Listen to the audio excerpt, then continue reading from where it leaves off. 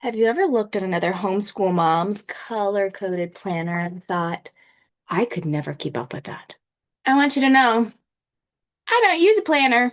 And that's not because I don't like being organized, but because after 20 years of being in the homeschool world, I found something that works better for our family.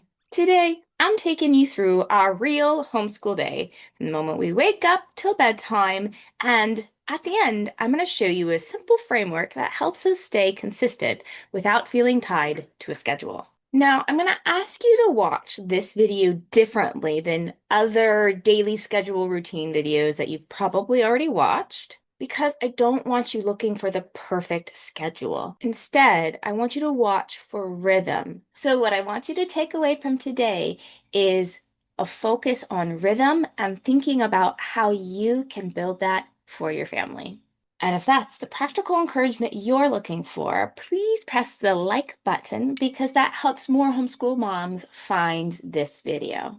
All right, let's jump into our day.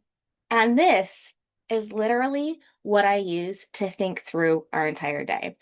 And it's not a planner, it's not a schedule, it's simply a couple pages that helps me think of our time in blocks instead of minutes or hours. As we go through today, this is exactly how I'm going to show it to you. Morning block, homeschool block, lunch block, chore block, and so on. Now, we're not trying to account for every minute of the day. We're just trying to give each part a purpose. So starting with our morning block, like I mentioned earlier, I don't think of our day in terms of hours, but in chunks, blocks. And the first block has one purpose, helping everybody ease into the day. So I get up before everybody so I can put some work hours in. But by the time the boys gets up, my husband's in charge of them. So they kind of rotate who's making breakfast. Obviously, get themselves ready. And then they have some downtime where they're reading together, like a read aloud, or they're building, working on a project together. And so they spend time connecting before a homeschool book is even opened. Years ago, I thought a successful morning meant getting an early start on homeschool and checking off as much as possible. But I've realized that's not what our family actually needs. We need a predictable start. Because when everyone knows what comes next, there's a lot less, Mom, what's happening today? What are we doing now? What's next? Now, predictability doesn't mean every morning is peaceful, but it does make our mornings calm and easy. And I think that's a much better goal than trying to make every morning perfectly productive. Now, once everybody has had breakfast and is ready, we go into our homeschool block, which is when I end work and the boys begin school. One thing that has made a huge difference for my kids is by having a predictable place to begin. So when they start their homeschool routine, everybody starts with math. Now, my three oldest boys, who are now 13, 11, and 9, they all do this independently. They know when 10 o'clock hits, it's time to move in to homeschool. And so they start their math up all by themselves. And with my 6-year-old, he grabs his book and pencil and he puts it on my bed and we work together. I used to think a good homeschool day meant I had to direct every lesson and make every decision. But over the years, I've realized that one of the greatest gifts I can give my kiddos is ownership. Now, they don't need me telling them what comes next every 5 minutes of the day because they already know how to begin. And then they have a rhythm unique to moving through their own work. Every boy has a little bit of a different routine. And that simple shift has made our homeschool feel so much calmer and easier. Now, building individual routines for your kiddos is actually quite a simple process when you stop trying to fit it all in. Okay, so I actually will teach you how to do that in my video homeschool routine. Stop trying to fit it all in. The link for that will be in the description. But for today, I want you to notice what this block is doing. It's giving us direction without requiring me to manage every moment. Now, once we've wrapped up our schoolwork, we move into the lunch block. Now, to be fair, sometimes my two older boys need a little bit more time, especially if they're doing some kind of experiment. So sometimes homeschool runs after lunch, but it's pretty rare. Now, you might think this lunch block is about eating, but it's really about having a good transition. It's like a bridge between the homeschool day and the rest of our day. For a long time, I thought once we finished school, I was supposed to have a plan for every hour that came next. I thought that if my kids looked bored or started asking me, what do I do now? Or can I have screen time? It just meant I wasn't doing enough. But I realized that's not my job. My job is not to fill every minute of the afternoon. It's simply to help us transition well to the next part of the day. And once I stopped believing that I had to manage every minute, our afternoons became a whole lot calmer and easier. So our first part of the afternoon is listed kind of as a chore block because what we do is we reset the house. We make sure we clean up from lunch. If we had any toys out, we're putting them away and we're getting the house back in order so that we can move on with our day. And we do that so then we can transition to ba, ba, ba, free time. Sorry about that. I was trying to eat breakfast and I got a little stuff on there. Now, free time is usually the loudest part of the day. Let's listen in real quick. Okay, okay. So is this the second round?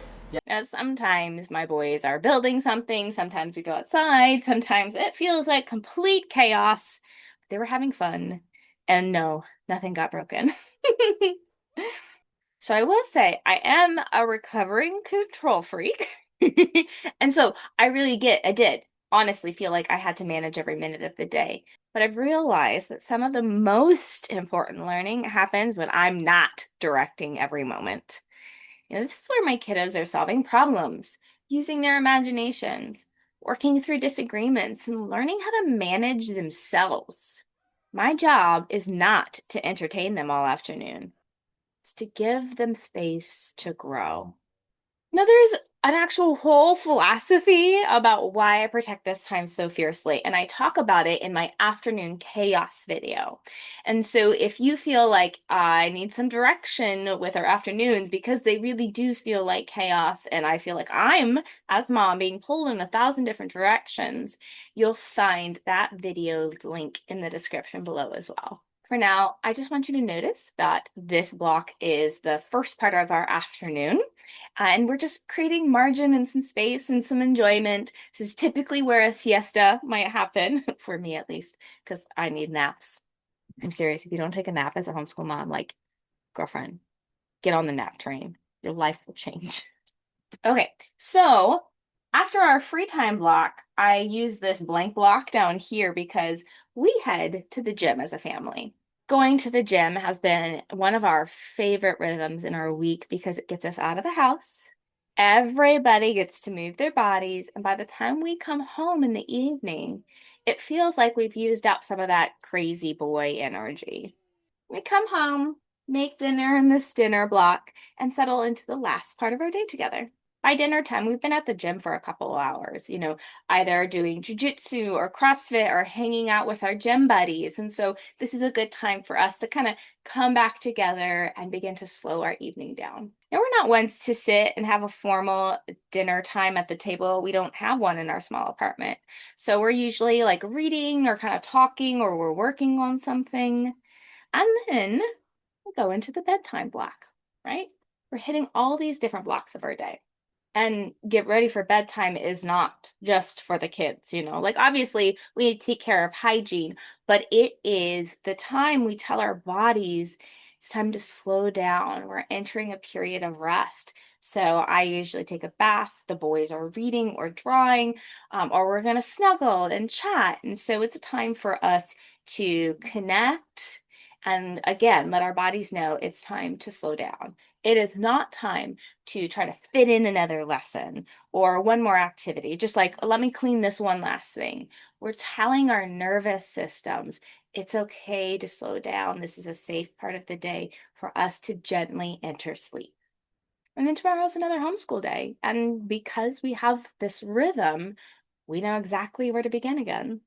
Now let's zoom out for a second. And I want you to notice that I haven't talked about Hours, I haven't talked about 15-minute time blocks. There's no color-coded planner happening here. We have rhythms, and those rhythms tell us what kind of activity belongs in each block of the day without controlling every minute.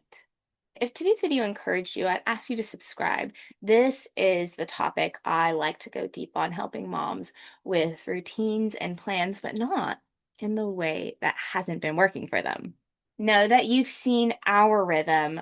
The goal is for you to go and build yours. And that's why I've made this simple block schedule template. It's the exact framework you've seen me walk through the video, and it's going to help you start thinking about your day in terms of blocks instead of minutes and hours. And you can download it below for free. Now, one question this video often creates is, how do your boys know what to do without you telling them? That's exactly what I break down in my morning routine video. I'll show you how we've intentionally built independence from a very early age so that I can work with one child while the others continue learning. And if that's the one you're most curious about, go ahead and click the video up there, and I'll see you in the next one.